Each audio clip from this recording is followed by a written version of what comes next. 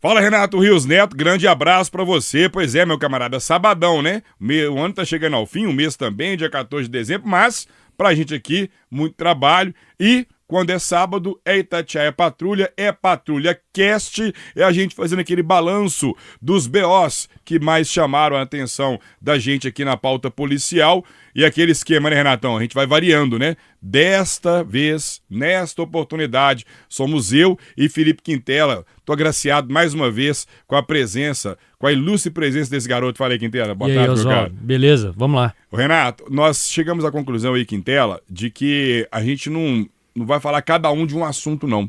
A gente fala de um assunto só, que eu não vou dizer que é o mais brutal, poderia também ser, talvez seja o mais brutal da semana, mas é o mais impressionante e o que deixa um resultado muito triste, porque são 8 filhos desamparados. Estou falando aqui do feminicídio no bairro São Marcos, na região norte de BH, né? Região norte de BH, tendo como vítima a Keiti Manuela da Costa, 37 anos, morta a facadas pelo ex-marido Marcos Vinícius Lopes, de 30 anos. Um BO sinistro que foi registrado pelo celular de populares, mas eu vou deixar o Quintela comentar primeiro, porque ele acompanhou o caso antes de mim, né? No dia que aconteceu o crime, ele entrou ao vivo com muito talento no Itatiaia Patrulha, contando o que ele viu lá, contando a história. Quintela, fala um pouquinho desse caso pra nós aí. Pois é, Oswaldo, acho que é meio inevitável, né, a gente não falar desse caso só, porque acho que é um dos feminicídios mais brutais aí, pelo menos que eu lembro de acompanhar, foi esse. Pois é, eu fui lá no local, no dia,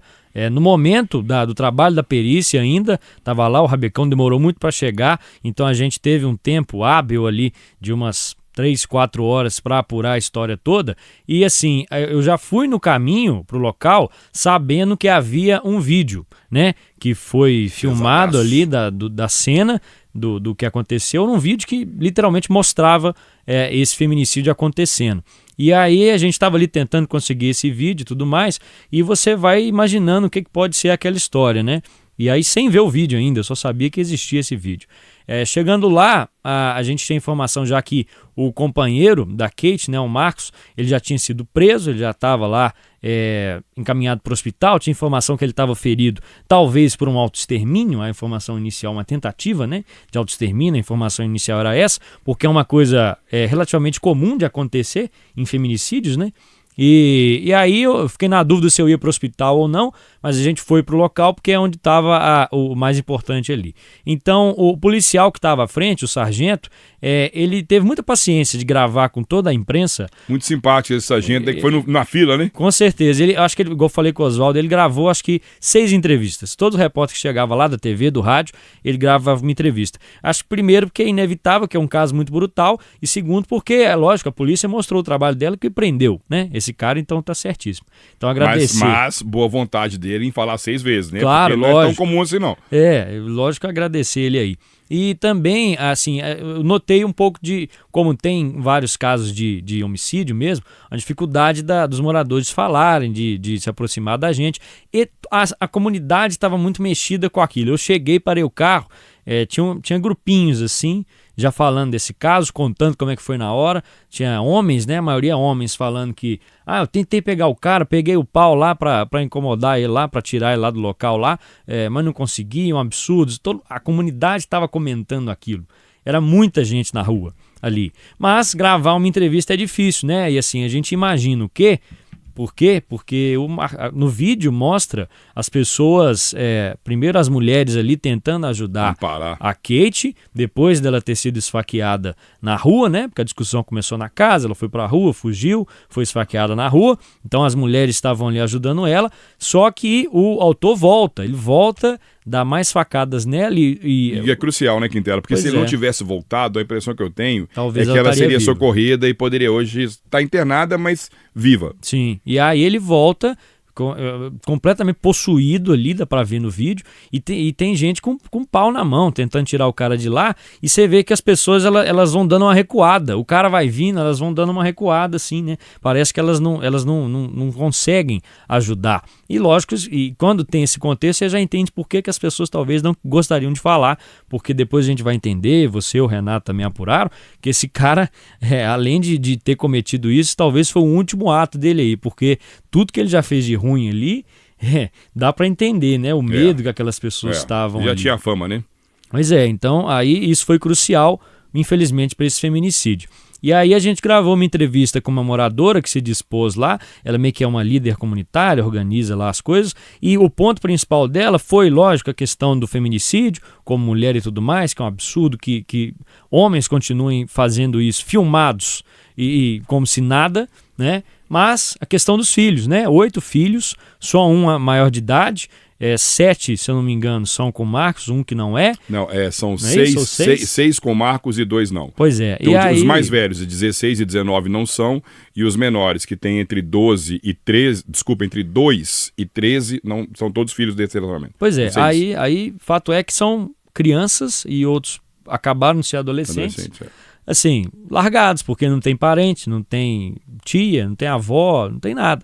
E aí ela falou comigo que estava organizando, né, doações de alimentos e também iam limpar a casa. Então, o principal ponto acho que foi esse, as crianças, né? Porque, infelizmente, a Kate foi embora, mas não podem nem contar com o pai que está preso e talvez se não tivesse preso também não ia ajudar. Não ia fazer muita diferença, não.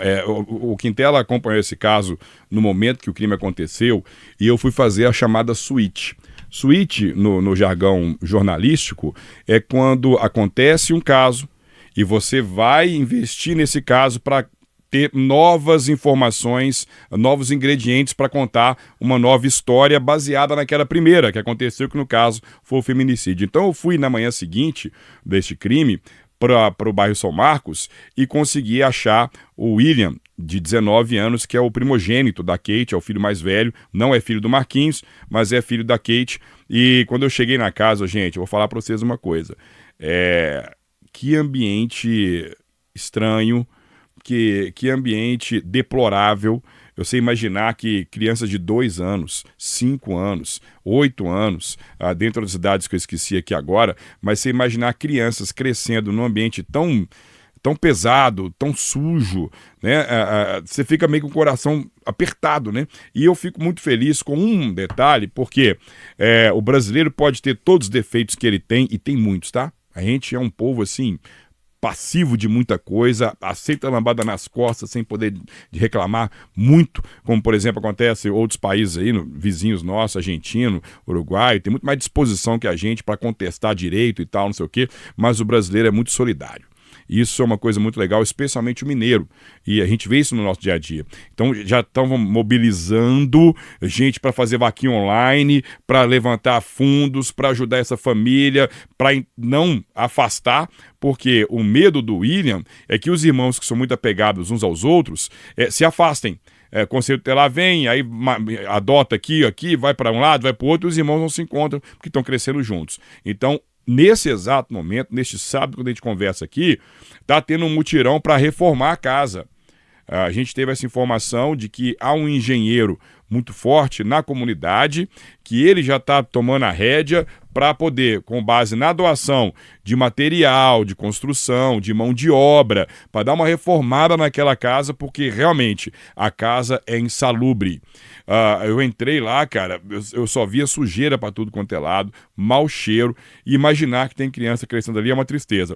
E aí a gente tem que ir também nos pormenores desse caso, nos pormenores. E é delicado o que a gente vai falar aqui agora, tá? É delicado. Eu ouvi muito isso lá, você deve ter ouvido também, Quintela, que a Kate não era tão pacífica assim, que ela era meio da pá virada. Vamos dizer assim, de um histórico de consumo de drogas, de ela brigando com o marido também, falando para as pessoas que ela iria matá-lo nesse conflito. Só que eu acho, né, quando eu penso nos filhos dela e quando eu penso que foi ela que foi assassinada, eu não consigo render muito isso não. Sabe, eu tô comentando isso aqui porque tem gente, morador do bairro, que vai falar isso. Quando estiver ouvindo aqui no Itatiaia, no PatrulhaCast, e como ouviu também durante a semana, mas é por causa disso, o Oswaldo não sabe do que está falando, o Quintela não sabe, o Renato não está sabendo. A gente está sabendo. E a gente só está trazendo isso agora porque o PatrulhaCast, a proposta é essa. É a gente conversar sobre algumas coisas que não são conversadas na matéria, que na nossa opinião talvez não tenha necessidade de citar na matéria. A gente não tem necessidade de citar na matéria que a Kate poderia ter algum tipo de conduta que alguém tentar achar tentasse achar uma justificativa, que não há justificativa. É um homem que não aceita fim de relacionamento, não importa o nível desse relacionamento, e vai matar a mulher em função disso, em detrimento dos próprios filhos. Ele tinha 6 filhos com ela.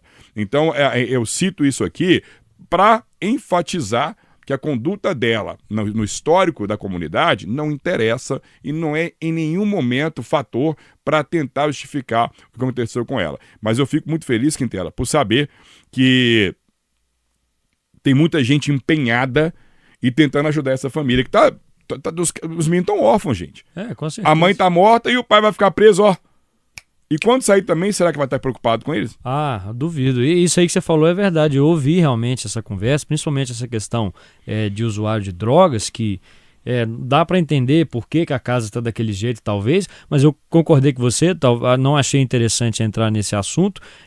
E agora, não interessa o que levou a isso, né? Na verdade, interessa que é o que esse homem fez, mas os detalhes não interessam. O importante é os filhos agora, né? E eu só queria falar mais uma coisa, Oswaldo, que é a questão desse vídeo.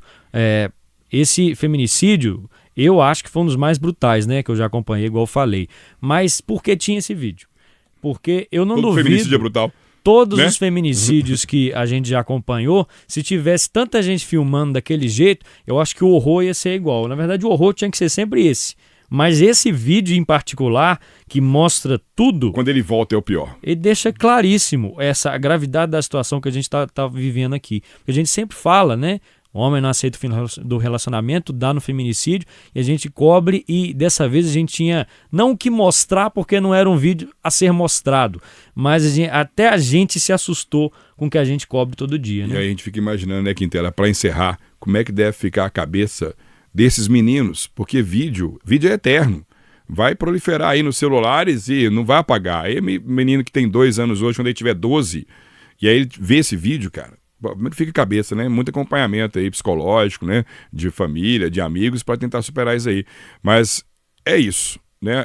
Mais um Patrulha Cast, que pesado assim eu encerro, porque o assunto é pesado, é triste pra caramba a gente imaginar, mas por outro lado, fica um certo alívio por saber que tem gente ajudando, né, Quintela? Com certeza. Então é isso. Vamos tentar mudar isso aí, né? Renatão, abraço pra você, meu irmão. Tá contigo.